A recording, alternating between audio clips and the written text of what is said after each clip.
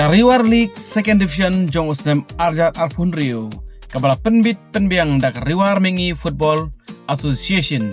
Menta kala poino sa kaban kutno Henry kabadang sa kalong sa kajingilek kai final.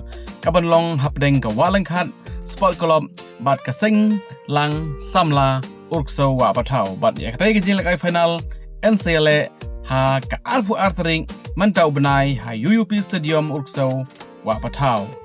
Omtang kajingilek kai football final ha katai kasingi Henry en sadonru unong ruai ba paunam jong kariwar jingi uban penbernia uban pensultanat yakin nong petkai ki buan hatai kasingi utau dayu samla one job soklet bat ka bayrung na kabenta ki nong petkai hatai kasingi kanlong laipung dengka marway bat ka basultanat susu kalong ba ki kapten jong ki artali ki tim ki don ai bandong ya phi ki pai ba leng ba kani ka kubor menta ka janmit Playa Pibara, ngadai Shining Star Kong Tau.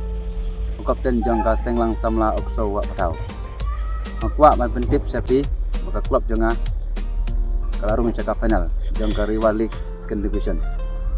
Kumta ngakrapat jadi makin wan aji kesan lang yangi ha katai kasngi kata ha ka arpu artarik mintau kunai Arjat Arpun Rio Hamadan UUP Ukso Kublai Sibut Kublai Pibaro kapten jonga kadai partikular kongwet haka joka por along ru kapten jongka walangkat cultural and sport club dengawan hangne ban petip sapi ba kenhon jongi kalapoi shaka final jongka second division football league Arjat Arpun Rio pelapeniai daka Riwar Mengi Football Association bat kajian lakai final kanlong haka arpu artarik mentau benai hang thea pamadan UUP Stadium Tunusla.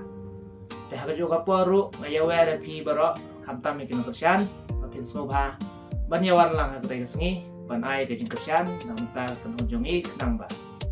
Kanhon jongi kenang yela susu banyala kai ba. Kublai Sibut.